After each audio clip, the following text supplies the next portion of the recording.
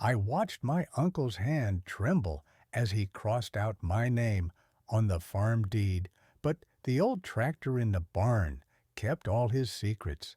Before you explore this story, hit subscribe while you're here. Tomorrow, I'm dropping a special story that's going to leave you speechless. I was 21 years old when Mrs. Davidson called me into her cramped office at Riverside Group Home, her face carrying that expression social workers get when they're about to deliver news that'll change everything.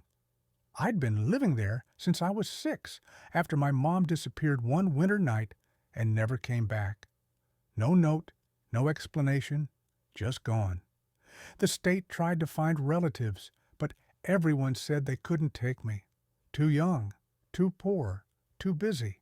The usual excuses that translate to, "We don't want you." Mrs. Davidson slid a manila envelope across her desk, official-looking, with a law firm's return address. "Emma, this arrived yesterday from a firm in Montana. It's about your grandfather's estate." I stared at her blankly. "I don't have a grandfather." "You did," she said softly. "Henry Wallace. He passed away 3 months ago. According to this letter, he left you his property." The name meant nothing to me. I'd never heard it spoken, never seen a photograph, never received a birthday card. But apparently, this Henry Wallace had owned a farm in rural Montana, and somehow I was his only heir. The lawyer's letter explained that the property included 200 acres, a farmhouse, a barn, and various equipment. There was also a small savings account with $8,000. "Why would someone I've never met leave me anything?" I asked, my voice barely above a whisper. Mrs. Davidson shook her head. "I don't know, sweetheart, but the lawyer wants you to contact him as soon as possible. There are some complications with the estate." Complications? That word sent ice through my veins. In my experience, complications meant things getting taken away, promises broken, hopes crushed. But I called the number anyway, because what else did I have? I was aging out of the system in 2 months with nowhere to go and $43 to my name. The lawyer, Mr. Patterson, had a gravelly voice that sounded tired. "Miss Wallace, I'm glad you called. Your grandfather was very specific in his will about leaving everything to you. However, we have a situation. Your uncle, Richard Wallace, has moved onto the property and is claiming that your grandfather verbally promised him the farm years ago. He's refusing to leave." My uncle? The word felt strange in my mouth. I didn't know I had an uncle. "Richard is Henry's son from his first marriage," Mr. Patterson explained. "They were estranged for over 30 years. But when Henry got sick, Richard showed up, moved into the house, and started telling everyone in town that he was going to inherit. Now he's saying the will is invalid because Henry wasn't of sound mind when he wrote it." My hands clenched around the phone. Was he of sound mind? Absolutely. I drew up the will myself 2 years ago, and Henry was sharp as a tack. He knew exactly what he was doing and why. But proving that in court will take time and money you probably don't have. Richard knows that. He was right. I had nothing. No resources, no family to back me up. No idea how to fight someone who'd already taken possession of property that was supposed to be mine. But I also had nothing to lose. "What do I need to do?" I asked. "Honestly, come to Montana, see the property, talk to the people who knew Henry. If we're going to fight this, we need evidence that Richard's claim is false and that evidence is probably somewhere on that farm." I used most of my savings to buy a bus ticket to Billings, Montana. The journey took 36 hours through landscapes that changed from city to plains to mountains. I'd never been west of Ohio, and something about the vast openness made my chest feel less tight. Like maybe out here there was room for someone like me to exist without constantly apologizing for taking up space.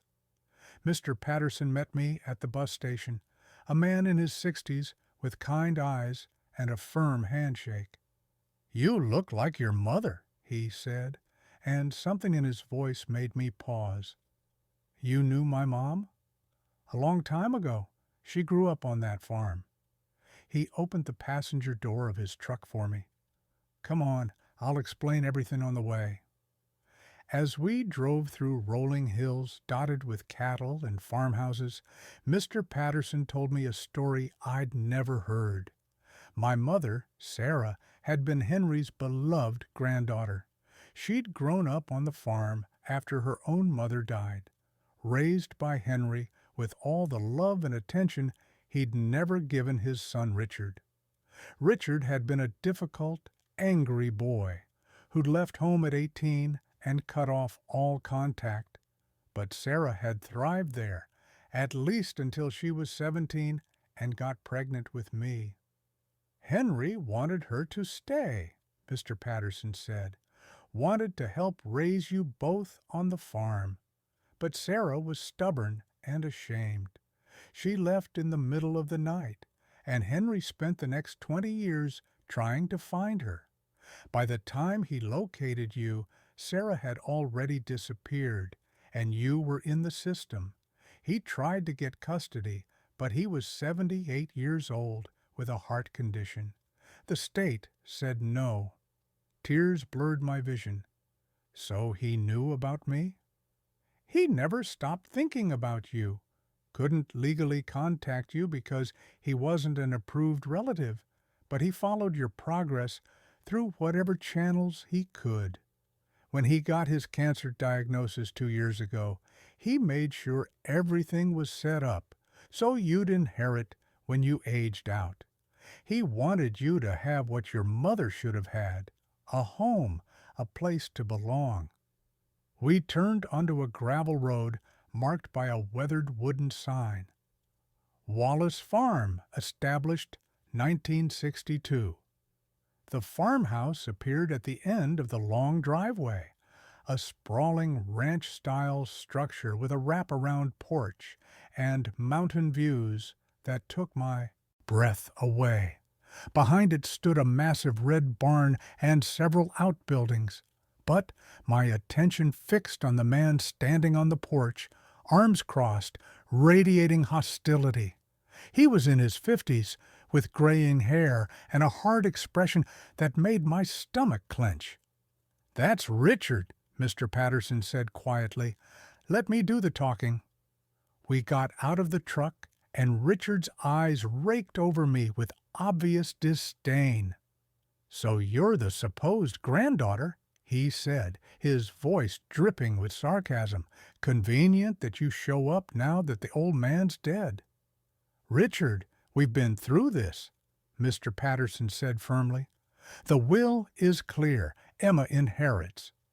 That will is garbage, and you know it. Dad wasn't in his right mind those last few years. All those medications, the dementia." "Henry didn't have dementia," Mr. Patterson interrupted. "His doctor will testify to that." "Then explain why he'd leave everything to some girl he never even met instead of his own son." Richard's face was turning red. "I took care of him at the end. I was here. Where was she?" "In foster care," I said quietly, finding my voice. "Where I've been since I was 6 years old." Something flickered in Richard's expression. Was it guilt? But it vanished quickly, replaced by renewed anger. "This farm has been in the Wallace family for 60 years. I'm not letting some stranger take it just because she shares DNA."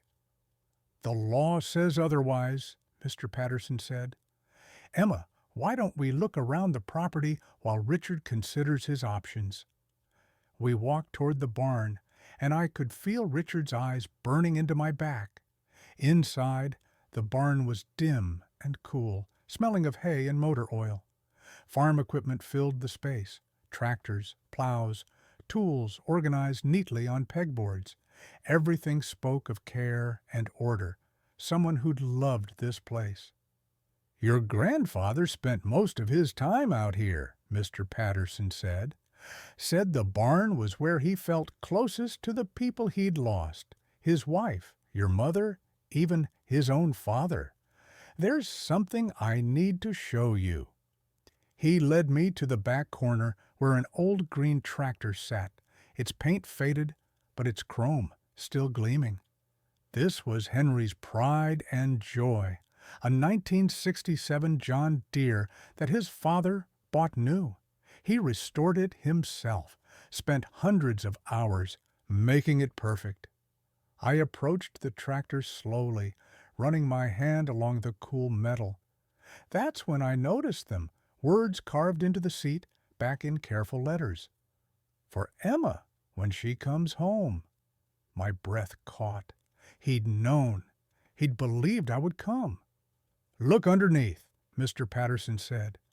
I knelt down and saw a metal box welded to the underside of the tractor frame, painted to blend in, but secured with a small padlock. Mr. Patterson handed me a key. "Henry left this with me, said you'd know what to do with it when the time came." My hands shook as I unlocked the box and pulled it out. Inside were bundles of papers, photographs, and a thick envelope with my name on it. I opened the envelope first and found a letter in shaky handwriting.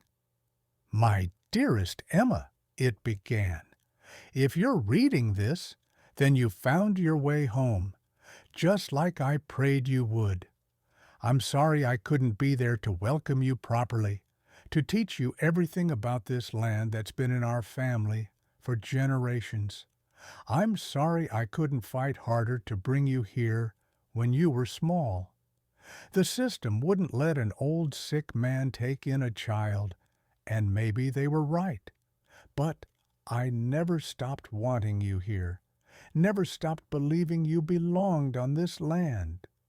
The letter continued, explaining how he'd set everything up, how he'd made sure the farm would be financially stable when I inherited it, how he documented everything about Richard's abandonment and sudden reappearance when the cancer diagnosis became public. "Richard showed up 6 months before I died," Henry wrote, "suddenly playing the dutiful son after 30 years of nothing. I knew what he was after, so I made sure Mr. Patterson had evidence of his real character. In the barn's tack room, in a trunk marked Family Records, you'll find everything you need to fight him. Letters he sent demanding money, police reports from when he was arrested for fraud in Nevada, proof that he told people in town I'd promised him the farm when I'd done no such thing. I documented every conversation, every lie. I knew he'd try this. What comes next is something I never saw coming. Stick with me and make sure you subscribe." I found the tack room exactly where Henry's letter described, a small enclosed space at the barn's eastern end. The trunk was old leather, scarred with age, but still solid. Inside were files organized by date, each one meticulously labeled. I spread them across the workbench and started reading. Richard's pattern became immediately clear. He'd contacted Henry 3 years ago, not out of reconciliation, but desperation. Letters begged for loans he never intended to repay, made vague threats about contesting any will that didn't favor him, and revealed a man who'd burned through inheritances from his mother and stepfather within years. There were police reports from Carson City showing Richard had been arrested for real estate fraud, convincing elderly homeowners to sign over their properties through forged documents and manipulation. But the most damning evidence was a recording. Henry had apparently started recording their conversations after Richard moved in, and the audio files on a small digital recorder were devastating. Richard's voice came through clearly, arguing with Henry about the will. "You owe me this farm," Richard said on one recording. "I'm your son. That girl is nothing, just some bastard kid Sarah had with who knows who. She doesn't deserve our family's land." "She's my granddaughter," Henry's voice responded, weaker but firm. "Sarah's daughter, your niece, and this land is going to her because she has nowhere else to go, while you've already squandered everything you've ever been given." "Then I'll contest the will," Richard threatened. "I'll claim you weren't competent. I'll drag this through courts until that girl gives up or runs out of money." "You do what you need to do, son. But Emma will get this farm. I've made sure of it." I sat in that tack room, listening to recording after recording, tears streaming down my face. Henry had known Richard would fight. He'd anticipated every move and prepared accordingly. He'd protected me even though we'd never met, fought for me when I didn't know I needed fighting for. Armed with this evidence, Mr. Patterson filed an emergency motion to remove Richard from the property. The recordings, combined with Richard's criminal history and the documented timeline of his sudden appearance, destroyed his claim that Henry had been incompetent or had promised him anything. But Richard didn't leave quietly. The night before the hearing, I stayed in a motel in town, too nervous to sleep. At 2 in the morning, my phone rang. It was Thomas Crawford, the neighbor whose property bordered the farm. The barn was on fire. I drove there in blind panic, arriving to find flames consuming the back section of the barn where the tack room had been. Fire trucks filled the driveway, and Richard stood near his truck, watching with an expression that made my blood run cold. He'd done this, destroyed the evidence to save himself, but he'd miscalculated. I had already removed everything from the tack room, copied all the documents, and uploaded the recordings to cloud storage. Mr. Patterson had originals in his office safe. Richard had just committed arson for nothing. The fire marshal found evidence of accelerant, and Richard was arrested before sunrise. Arson, destruction of property, fraud. The charges piled up. At the hearing 2 days later, with Richard in jail and facing criminal prosecution, the judge ruled swiftly in my favor. "Miss Wallace," Judge Morrison said, looking at me with something like pity, "I'm sorry your inheritance has come with such turmoil, but your grandfather's intentions are crystal clear, and this court will honor them. The farm is yours, and Mr. Richard Wallace is hereby permanently barred from the property." The barn fire had destroyed the tack room and damaged some equipment, but the structure was salvageable. Insurance would cover repairs. More importantly, the main barn where Henry's tractor sat untouched had survived, along with the farmhouse and the land itself. I had a home. I moved into the farmhouse a week later, carrying my single duffel bag through the door that should have been opened to me years ago. The interior was frozen in time. Henry's coffee cup still sat by the sink, his reading glasses on the side table, his boots by the door. Richard had lived here for months, but had apparently touched nothing, as if even he knew he didn't belong. I spent days going through Henry's things, learning about the grandfather I'd never met. Photo albums showed a tall man with kind eyes and work-worn hands. There were pictures of my mother as a child, grinning on horseback and helping with cattle. There were pictures of me, too, school photos that Henry had somehow obtained, tracking my growth through the years. He'd created a timeline of my life despite being forbidden from being part of it. In his bedroom, I found a journal he'd kept during his last year. The entries were heartbreaking. "Emma turned 20 today," one entry read. "I wonder if anyone celebrated with her. I hope she had cake. Sarah used to love chocolate cake with vanilla frosting. I imagine Emma might too." Another entry written 6 months before he died. "Richard showed up today claiming he wants to make amends. I know better. He wants the farm, but it's not his. It's never been his. This land belongs to Emma, and I'll make sure she gets it even if I have to fight from the grave." That's exactly what he'd done. Fought from the grave, anticipated every obstacle, and cleared a path for me to claim what was mine. The neighbors welcomed me cautiously at first, curious about the girl who'd inherited the Wallace place. But Thomas Crawford and his wife Linda took me under their wing immediately, teaching me the basics of farm management. The land was leased to local ranchers for cattle grazing, generating steady income I'd never dreamed of having. The equipment, once I learned to use it, opened possibilities for farming my own crops.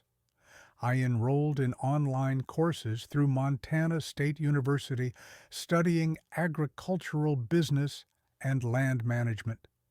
The $8,000 from Henry's savings account covered tuition and living expenses while I learned. I wasn't going to waste this gift. 6 months after moving to the farm, I stood in the barn looking at the partially repaired section where Richard's fire had burned. The contractor had just finished the structural work, and soon it would be better than before. I'd decided to convert the tack room into something new, a small workshop where I could learn woodworking, maybe build furniture like the pieces Henry had crafted and left throughout the house. The tractor sat in its usual spot, Henry's words still carved into the seat. "For Emma, when she comes home." I'd made it home. Against all odds, despite people who tried to take it from me, I'd found my way to the place I was always meant to be. Thomas came by that afternoon with fence posts we were going to replace on the eastern pasture. As we worked together in the spring sunshine, he told me stories about Henry, about the kind of man he'd been. "Your grandfather was stubborn as hell," Thomas said, grinning. "Once he set his mind to something, there was no changing it. When everyone told him he should sell the farm after your mother left, he refused, said this land was for Emma, and he'd keep it running until you come home. Didn't matter if it took 20 years or 40. He believed you'd make it here eventually." "I wish I'd known him." "I?" said quietly. "He knew you, in his way. Loved you more than anything. That's what matters." A year after inheriting the farm, I attended the local community meeting where farmers discussed water rights and grazing rotations. I'd been accepted into their circle slowly, proving myself through hard work and willingness to learn. After the meeting, an older woman approached me. "You're doing good work with the place," she said. "Henry would be proud." "I'm Margaret Foster. I was friends with your grandmother Ellen before she passed." We talked for an hour about family history I'd never known. Ellen had died when my mother was 12, leaving Henry to raise Sarah alone. He'd done his best, but Richard's resentment and anger had poisoned the family dynamics. Sarah had been caught in the middle, eventually choosing to leave rather than watch the two men she loved destroy each other. "Your mother wrote to me a few times after she left," Margaret said. She regretted leaving your grandfather, but she was young and scared and pregnant. She thought she was protecting you from the family dysfunction. Then she disappeared, and Henry blamed himself for pushing her away. Understanding clicked into place. Everyone in this story had made choices based on fear and shame, trying to protect the people they loved, but ultimately creating more pain. Henry had spent his last years trying to correct that pattern, to give me what Sarah should have had: a home without conditions, without judgment, without the weight of past mistakes. I created a small memorial garden near the barn's entrance, planting wildflowers and placing a bench with a plaque. Henry Wallace, beloved grandfather, he kept the faith. It became my favorite spot to sit in the evenings, watching the sun set over mountains that now felt like mine. The farm thrived under my care. I leased additional acreage for hay production, hired seasonal workers during harvest, and slowly built the operation into something sustainable and profitable. I also started a program offering short-term farm stays for other foster kids aging out of the system, giving them a place to decompress and learn skills while figuring out their next steps. 3 young people had come through that first year, and 2 had stayed on as regular employees. "You're creating something good here," Mr. Patterson said during one of his visits. He'd become something like a grandfather figure himself, checking in regularly and offering advice. Henry would love seeing the farm full of life again. On the 2nd anniversary of Henry's death, I organized a small gathering. Thomas and Linda, Mr. Patterson, Margaret Foster, and the kids working on the farm all joined me for a barbecue. We ate on the porch, shared stories, and celebrated the community Henry had been part of for 60 years. As the sun set and fireflies began their dance across the pastures, I felt something I'd never experienced before: peace. Not the absence of struggle, but the deep certainty that I was exactly where I belonged. The system hadn't wanted me. My uncle had tried to steal from me, and loss had marked my entire childhood. But Henry had seen past all of that to who I could become, and he'd given me the foundation to build a life worth living. The old tractor still sat in the barn, its secrets revealed, its purpose fulfilled. But I'd started using it too, learning to drive it across the fields Henry had worked for decades. Every time I sat in that seat, feeling the rumble of the engine and smelling the earth, I felt connected to him, to my mother, to generations of Wallaces who'd loved this land and each other, even when they didn't know how to show it. Richard eventually pleaded guilty to arson and fraud, serving 3 years in prison.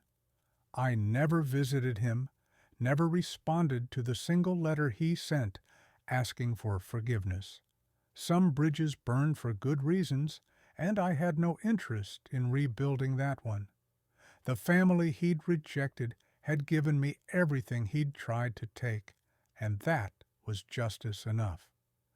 5 years after that first phone call from Mr. Patterson, I stood in the same spot where I'd first seen the farm, but everything had changed. The barn had been fully restored with a new workshop and expanded storage. The pastures supported a small cattle herd I managed myself. The farmhouse had been updated while preserving its character, and the garden Margaret Foster had helped me plant had matured into something beautiful. I'd also gotten engaged to Daniel, one of Thomas and Linda's sons, who'd returned to Montana after college. He understood the pull of this life, the satisfaction of building something with your own hands, and he loved the farm almost as much as I did. We were planning to build a house on the northern section of the property, keeping Henry's original farmhouse as a guest space and connection to the past. Thank you so much for listening to this story. If it touched your heart, please subscribe to the channel. I'd love to hear from you in the comments. Have you ever fought for something that was rightfully yours? Have you discovered that family can show up in unexpected ways? Share your story with our community. And remember that sometimes the people who love us most protect us in ways we don't understand until much later. Until next time, take care of yourselves and click on one of the stories on your screen for another journey.